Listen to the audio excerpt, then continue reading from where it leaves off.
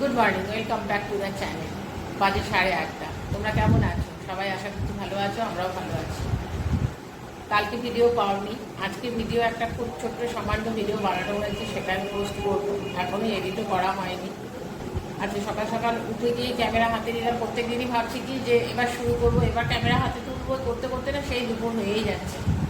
তো যার ফলে সেই দুপুর থেকে ভিডিও শুরু করছি। আর তারপরে মারাত্মক গরম, এত গরমে আর সত্যি কিছু ভালো লাগে না। হ্যাঁ, এত গরমে আর সত্যি কিছু ভালো লাগছে না। তখন মনে হচ্ছে যে না, একটুখানি খালি রেস্ট নিই, চুপচাপ বসে থাকি। মানে কিছু রান্নাও করতে ইচ্ছে করছে না। না, একদিন ভাত করলে মনে হচ্ছে দুদিন খাওয়া হচ্ছে, এইরকমভাবে খাবার শেষ হচ্ছে। সব দিক থেকে মানে নাজেহাল অবস্থা গরমে। শুধু আমার বলে নয়, সবারই।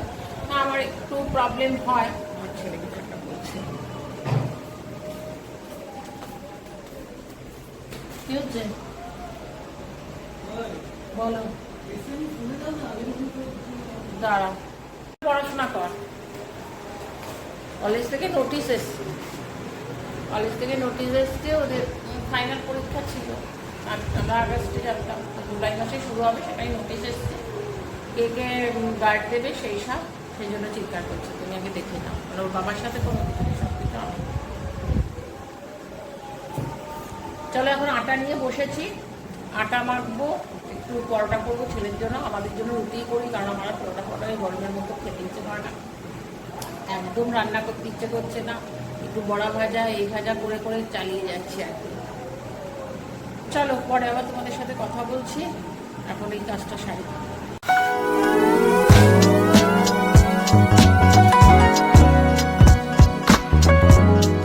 রান্নাঘরের অবস্থা দেখো, মানে মনে হচ্ছে যেন পুরো চান করেছি, মাথার থেকে ঘাম বেয়ে বেয়ে পড়ছে। মানে পাগল পাগল লাগছে, রান্নাঘরে একদম ঢোকা যাচ্ছে না, এত গরম। মানে মনে হচ্ছে কতক্ষণ এখান থেকে বেরোবো। ছেলে বলছে একটুখানি আলু টালু ভেজে দেবে, আমি বললাম কিচ্ছু পারবো না, এমনি পারছি না, একদম এত গরম না, একদম পারছি না গরমটা। আর আমার সব থেকে বড় প্রবলেম হয় বলতে, এই যে গরমে আছি, আমার ভাল্ব রিপ্লেস হয়েছে, পুরো বুকটাই তো কাটা। এবার হয় কি বলতো, বেশিক্ষণ গরমে থাকলে না সেলাইয়ের ভেতরটা ভীষণ চুলকায়, আর তখন ফুলে যায়, তখন আরও অসুবিধা হয়। ওই জন্য যতক্ষণ পারি আমি মানে চেষ্টা করি আমি একটু ঠান্ডার মধ্যেই থাকার জন্য। কদিন এত গরম পড়েছে, আমার মানে 24 ঘন্টা আমার এসি চলছে, মনে হচ্ছে মানে এদিকে কাজ করছি আর ওখানে গিয়ে বসছি। এটা বাইরে একদম রোদ ওঠেনি, একটু মেঘ মেঘ করে আছে, ওই জন্য এত গরম কিনা কে জানে। একটু পেঁয়াজ আর ডিম দিয়ে একটু ভুচি টাইপের করে দিলাম। কিরে খোল।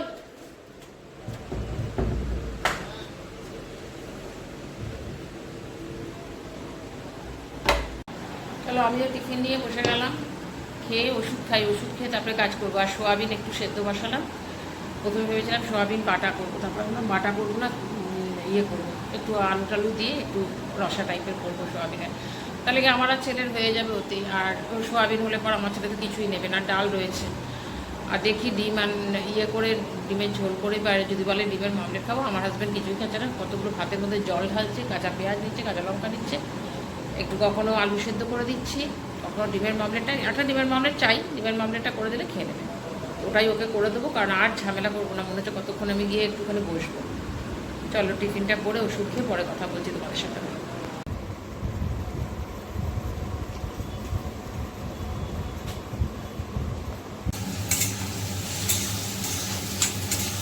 আলু একটু বেশি করে আলু দিয়ে দিয়েছি, দিয়ে সোয়াবিন দিয়ে একটু ঝোল টাইপের করবো, বেশি ঝোল করবো না, একটু কারি টাইপের করবো।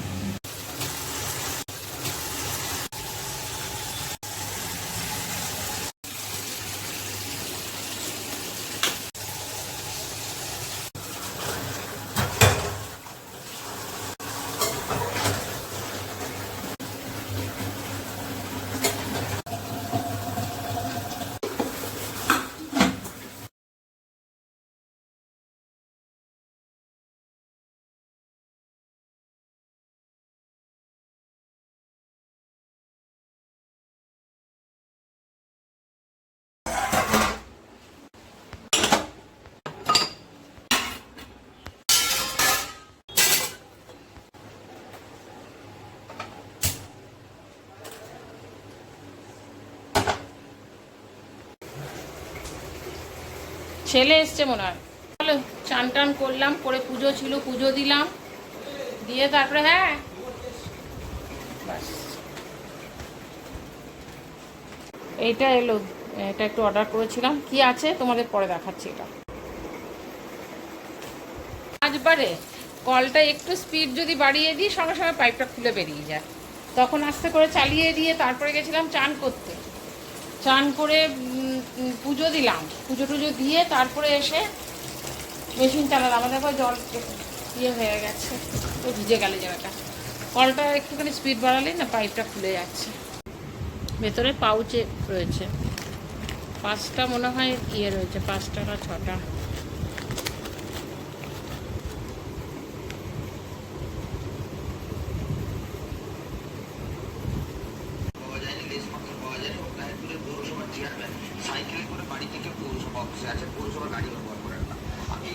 দিচ্ছি আর এক পোস্তর কাজ, খাওয়া দাওয়া করে বাসন টাসন মাজবো, তারপর মোটামুটি সন্ধ্যে পর্যন্ত একটু ঠিকঠাক আছে। ভিসিবিলিটি চলে গেছে, সুতরাং বিকেলে আর কোনো ব্যাপার নেই। তাও বন্ধুর সাথে এতক্ষণ মানে মেসেজ করছিলাম মেসেঞ্জারে। আমি বললাম তুই চলে আয়, আমারই যাওয়ার কথা ছিল, ভেবেছিলাম যাবো আজকে। তো হবে কি, আমার ছেলে যাবে বন্ধুর বাড়িতে, ওদের মানে ওদের বন্ধুদের সাথে গল্প করতে যাবে, আর আমি যদি ওর বাড়িতে যাই তাহলে আমাকে অনেকক্ষণ বসতে হবে, যখন ও আসবে তখন আসতে হবে। সেটা আমি ভাবলাম ওকে বলি যে তুই চলে আর, আমাদের সামনে একটু মেলাও বসেছে। পরশু দিনে আমার হাজব্যান্ড বলছিল যে গেলে না কেন ঘুরে আসতে ছেলেকে নিয়ে। তা বললাম তোমার ছেলে থাকলে তবে তো যাবে, একদম সোজা মানে আমাদের সামনেই বসেছে। তো ওকে আমি বললাম মেলা বসেছে চলে আয়, তাহলে বিকেলে যাবো। বলছে দাদা দেখি 5টার পর জানাবো। বললাম ঠিক আছে। লাঞ্চে আর কিছুই করিনি, ভাত করেছি আর সয়াবিন আলুর তরকারি করেছি, আর ডাল আছে, ছেলে যদি ডাল লাগে আর একটু চাটনি আছে। ভাত আর সয়াবিন আলুর তরকারি করেছি আজকে, আর কালকের একটু ডাল আর চাটনি আছে। চলে আয়, চলো লাঞ্চ করে নিই, করে পরে আবার কথা বলছি। আর হ্যাঁ ফেসিয়ালটা নিয়ে এসেছি, ঠিক করে দেখিনি এখনও পর্যন্ত, তবে হ্যাঁ একবার করবো আমি, সেটা বিকেলেই করব। যদি করি তাহলে নিশ্চয়ই তোমাদের দেখাবো যে কীরকম, মানে ভেতরে কী আছে। পুরোটাই পাউচে তো মনে হচ্ছে সমস্ত লিকুইড টাইপের জিনিসগুলোই রয়েছে। চলো লাঞ্চ করে নিই।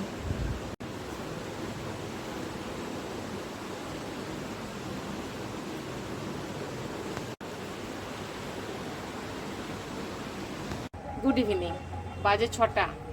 সেই দুপুরবেলা কাপড় কেচেছিলাম, দিয়ে আর দরজাও এদিকে খুলি না আর এদিকটা বেরোই না, মানে বেরোনোই জানে। এখনও দাঁড়িয়ে আছি, এখনও বেশ রীতিমতন গরম হাওয়া টাইপের লাগছে। তাহলে এখন মেলে দিলে পর শুকিয়ে যাবে, যেন মেলতে আসলাম এগুলো।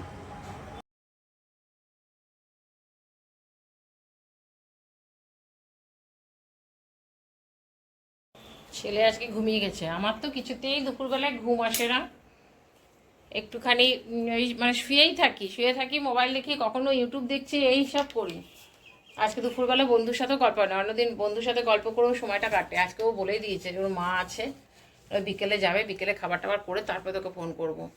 আসার তো কথা ছিল, ফোন করেনি এখনও যখন, তাহলে আর আজকে আসবে না। ছেলে নিয়ে বেরোবে, আমি বললাম তাহলে তুই আমাকে একটুখানি ইয়ে নিয়ে আয়, ভেলপুরি টাইপের বা চিড়ে ভাজা কিছু একটা দিয়ে যা, কারণ কখন আসবে কোনো ঠিক নেই। আমিও আর বেরোবো না, ভেবেছিলাম বেরোবো, আমি আর বেরোবো না।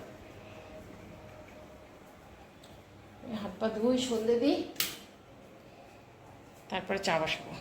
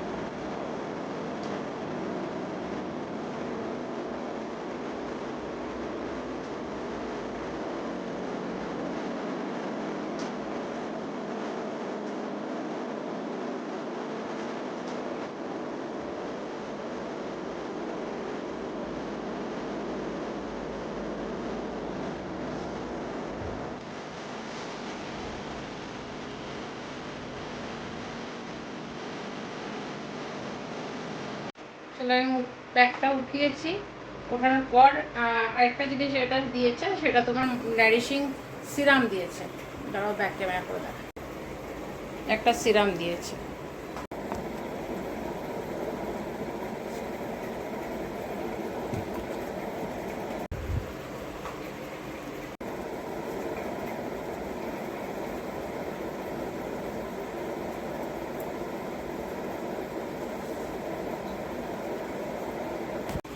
আজকে করলাম, আজকে তো বুঝতে পারবো না, এটার এফেক্টটা 2 দিন পর বুঝতে পারবো। তবে মানে গন্ধটা তো খুব সুন্দর, একটা স্ট্রবেরি টাইপের গন্ধ, আর ভীষণ স্মুথ। মানে আমার গাল টালগুলো একদম নরম হয়ে গেছে। এমনিতে যদি আমার মুখে এখনো পর্যন্ত মানে কোনোদিন মানে দাগ বা পিম্পলস এরকমভাবে নেই, কিন্তু একদম মানে এত ভালো ক্রিমগুলো, মানে ক্রিমটা মাখতেও যেন খুব ভালো লাগছে, বেশ একদম সফট হয়ে গেছে। দেখা যাক 2 দিন পর এফেক্টটা কেমন হয়। আমার কাছে খারাপ লাগলো না, তবে 50 টাকা দিয়ে কিনে তবে 2 দিন হবে। আজকেটা যেটা করা হয়েছে, পরে আরেকদিন 15 দিন, আমি তো 15 দিন পর পরই করি, 15 দিন পর করলেও এটা মানে 15 দিনের মধ্যে শেষও হয়ে যাবে। তো ঠিক আছে, চলো 1 মাস হয়তো একটা যাবে, তো 2টো নিয়েছি। দেখা যাক, যদি ভালো হয় লাগে তাহলে নেবো, আর হয়তো না, তবে খারাপ লাগলো না আমার। আর গন্ধটাও খুব সুন্দর। অনেকক্ষণ পর তোমাদের সাথে কথা হচ্ছে। আমি তো বন্ধুর বাড়িতে যাইনি, ফেসিয়াল টেসিয়াল করলাম, যে ছেলে এলো ইয়ে করে, ঘুরতে গেছিলো, এলো।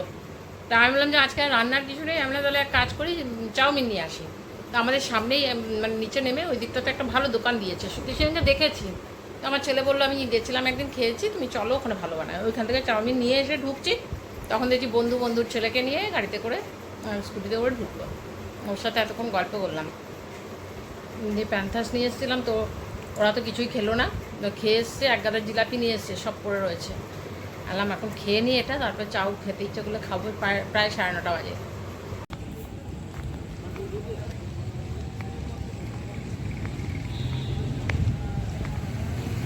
হয়ে গেছে বলে সুবিধা হয়েছে, মানে চিন্তা করতে হয় না, মোটামুটি 10:30 পর্যন্ত দোকানগুলো সব খোলাই থাকে। তোকে বললাম চল ওইদিকে, তুই গেলি না, করিস না। চলো ডিনার রেডি করে নিয়েছি। একটু চিকেন চাউমিন, আগেই বললাম চিকেন চাউমিন নিয়ে এসেছিলাম, ওটাই নিয়েছি। আর জিলাপিটা আমার বান্ধবী নিয়ে এসেছিলো।